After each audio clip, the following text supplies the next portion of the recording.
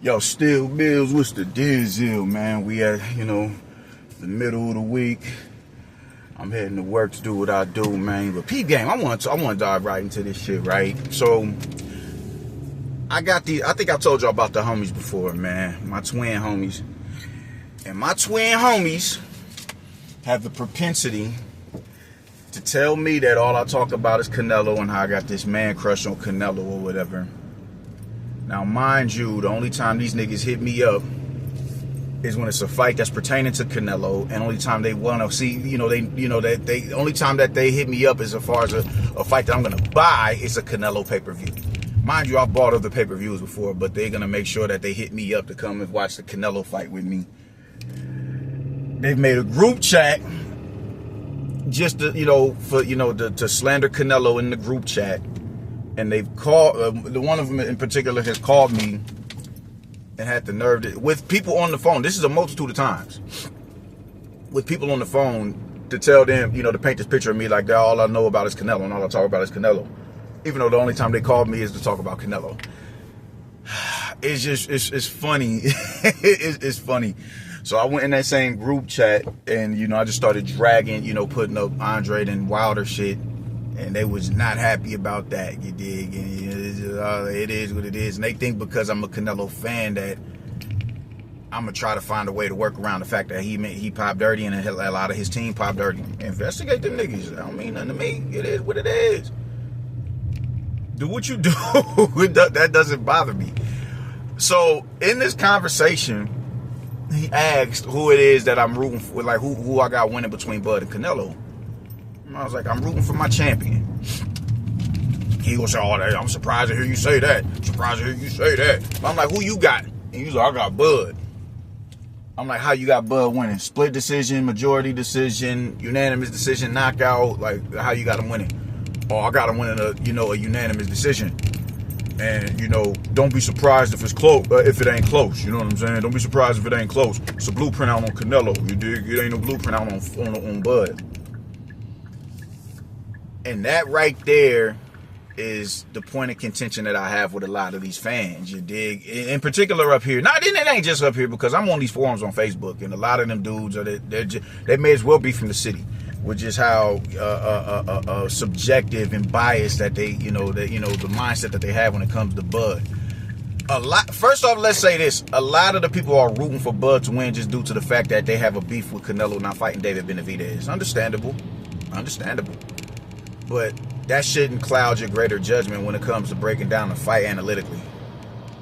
I don't get it, man. But so I'm like, okay, well, how is he gonna win? How's it not gonna be easy? Or how's it gonna be easy? How's Bud gonna be made out to be easy? And the first thing I want to talk about is this blueprint thing. There's never a blueprint on a fighter until they lose, right? There's never a blueprint on a fighter. There was no blueprint on Earl until he lost, even though there was a blueprint. There's a blueprint on Bivol and Beterbiev. There's a blueprint on Manny Pacquiao. Now let's stick to Bivol and Beterbiev. What fighter in the division outside of Bivol and Beterbiev are able to enact that blueprint? None. They're not losing to anybody in that division except themselves. When Manny Pacquiao got deaded by fucking Juan Manuel Marquez, that was the blueprint on how to beat Manny Pacquiao. And not just beat him, but knock him the fuck out. How many times did we see somebody look to set up that right hand? Matter of fact, Chris Algieri, he landed a beautiful right hand down the pipe once or twice on Manny Pacquiao. But even then, he was still able to see that shit coming. And he was able to make, to brace for it and make adjustments to neutralize it, whether it's get out the way of it, feint to get him to be apprehensive about throwing the right hand. It was little shit like that he would do to offset Chris Algieri throwing that right hand. And not to mention, he got the ever-living shit beat out of him. He got dropped like 6 times in a fight. Chris Algieri just wasn't the man for the job. Chris Algieri did not train a whole entire training camp to develop that right hand, to make him so vulnerable enough to take the punishment that he took so he'd be in the perfect position to land the right hand, which Juan Manuel Marquez was. Nor did he have 4 fights of experience fighting this dude. My point is, just because there's a blueprint out on you, that does not mean you're the man to enact the blueprint, motherfucker. There's plenty of I can go to my job or go online and look up the blueprint to build the building that I work at. That doesn't mean that doesn't make me an architect. That doesn't mean that I'm in a position to build that shit. You dig? It's I go on YouTube and I look for different different meals to make. Just because I go over there and I look at the blueprint on how they're making this meal right here, that doesn't mean that I'm the chef to cook the shit properly the way that they're doing it on the video. What are we doing? So that's my thing. It's the blueprint. Just because there's a blueprint out on somebody, that doesn't mean that you're the man. You're the man for the job. Another thing that I keep hearing is Bivol and Floyd. Those are the main two names that they go to when it comes to the Canelo losses. It's Bivol and it's Floyd. It's Bivol. It's real weird because the fight that Bud did look a little vulnerable in. It's a justification for him, for that fight. And the justification isn't the so obvious justification, but it's some other shit. But we'll go down the line. When you look at Bivol and you look at Floyd, those are two. Now, Bud is a generational talent. Bud is a very special fighter. Don't get that shit fucked up. But neither one of them fought the best version of Canelo. Canelo was not at his peak when he fought Floyd, and Canelo was too small for the division when he fought Bivol. That's just a fact. That's just a fact. And Canelo was never going to be ready for Floyd until he fought him. He was never going to be ready for Floyd. He needed that school session for him to ascend to to the heights that he's at now. He needed that. He definitely needed that. So he wasn't. I don't give a fuck if he was a champion. He was a champion, but he was unseasoned. And I was like, he's not going to be like Floyd is about to make this shit look easy. This ain't going to be no fight. And what ended up happening? And look at how Floyd fought him. Floyd fought him at a distance to where he was close enough to him to make a miss and punish him for the misses. He didn't straddle the rope. He didn't run and all that shit. No, he created distance and walked him into shots. And by the time the middle and later rounds came around, Canelo was so apprehensive to let a shot go. He just had his field day with him. All right, cool. Now I'm in a position where I can let my hands go. Because you ain't developed the instincts to be able to counterpunch on the level of me. You don't have the reflexes that I have. And now when you look at Bivol is naturally a bigger dude than Canelo. He couldn't shatter Bivol's guard. He couldn't beat up on his arms and get him to compromise his guard slightly. He couldn't do that. He's bigger and he's taller than Canelo. A lot of Bivol's, Bivol's defensively immaculate, statistically proven, but he's also sturdy enough to deal with absorb the brunt of the punishment that Canelo was dishing out. Him beating on his arms and everything, he absorbed that shit. He absorbed it. So what exactly is we talking about? He took those shots on arms and it had little to no effect on him. And he's another dude who's incredible at distance and control, man. He, just one thing about Bivol, I always go back to this clip, but it's a clip of Bivol on the mitts, and this dude is so immaculate with his feet that just most people cannot fight on the go. He's the literal definition of punching on the go.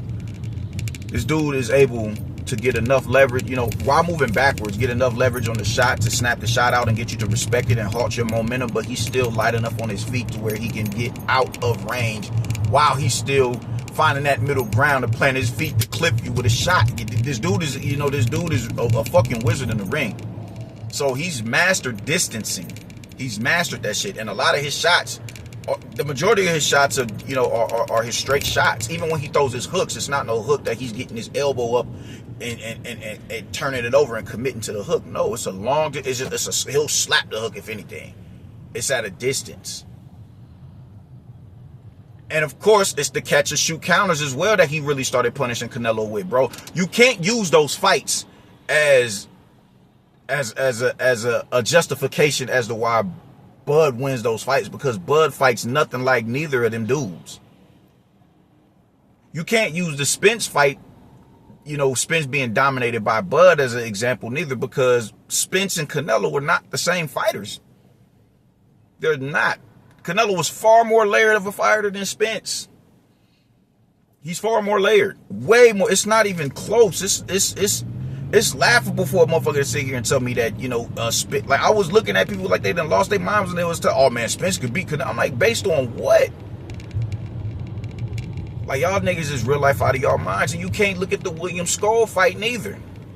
You can't look at that fight because Bud is not as tall and rangy as him, and he's not even acclimated to the division enough to know for sure that he can, maintain that type of pace for a 12-round bout. So you can't look at that fight. And once again, he doesn't fight like any of those dudes. He doesn't fight like them. Bud is a fighter. He's looking to, he's looking to put them gloves on your chin strap. He doesn't fight like them. He doesn't fight like Floyd. He doesn't fight like Bivol. Spence ain't Canelo. Bud don't fight like William Skull. And when you bring up the Israel Madrimov fight, people, they have this issue with, because Canelo, Madrimov was a mover. Madrimov was a mover and this and that and the third, which is right. He is a mover, but Madrimov had to go on the hunt in front of Bud, bro. He had to go on the hunt. He had to find Bud. He had to find Bud. Yeah, Madrimov is, just as far as getting out, just getting in and out of the pocket, the pivots, the pendulum step. He has all of those at his disposal. Yeah, Canelo doesn't move like that. He's not that agile on his feet. Definitely. Hell no. It's not even close. It's not even close. It's not. But Madrimov is not Canelo. He's not Canelo. Madrimov doesn't even have the, we saw in both of the fights, he gassed because he's doing, just at this point in time, he doesn't have the cardio to sustain that type of pace throughout a 12-round bout. He doesn't have that type of cardio. Doesn't have that type of cardio. Good cardio, it ain't as bad as Caleb Plant, but rounds matter, man. If you have an 11 round, if you have an 11 round gas tank, bro, you still got one more round. You still have to find a way to maintain what it is that you're doing for one more round, and that one round could be that could be a make or break round. So just Canelo is not no dude. He's not like, I'm not doing unnecessary shit because I'm a lot more muscular than than the majority of the dudes in this division, because I'm shorter than everybody in the division. So I'm carrying the weight differently. So I'm not going to do all this extra shit. I'm not going to throw 5 and 6 punch combinations. I'm not going to, look to cut these angles in the pocket and just look to close distance on you consistently. I'm not going to close distance, yeah, but jump in and out of the pocket to close it. I'm not going to do that because I have to. It's a 12-round bout. And if I don't get you out of here, that compromises me. So, yeah, while Madrimov he doesn't, he has way more fluid movement as far as his, well, not fluid, but he's way more agile on his feet than Canelo. Canelo is a lot smarter in how he closes distance. And y'all can't use that William Skull fight as an example because he still won the fight. Now, mind you, neither one of them looked I think Bud looked better in the fight with Madrimov than Canelo did with Skull. He looked better in that fight than Canelo did. He honestly did. Bud, I don't even think it's close. Bud looked way better against Madrimov than Canelo did against Skull. Way more. But it's just, I just need people to come with a sense of objectivity, man. And when you tell me shit like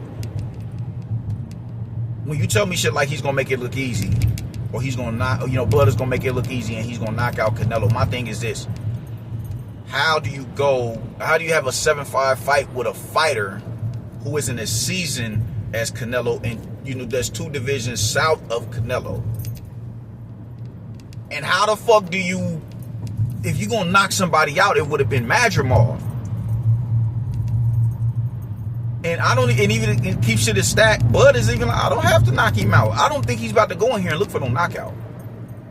I think he's about to fight Canelo like he fought Madrimov. Because if we being real, that's the best way to fight him. He's going to have to fight on the balls of his feet. And he's going to have to initiate the exchanges on his terms.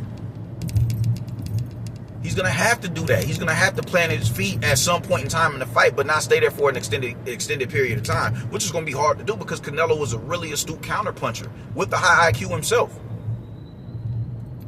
So there's no justifiable reason you can give me to say that this is going to be an easy fight for Bud.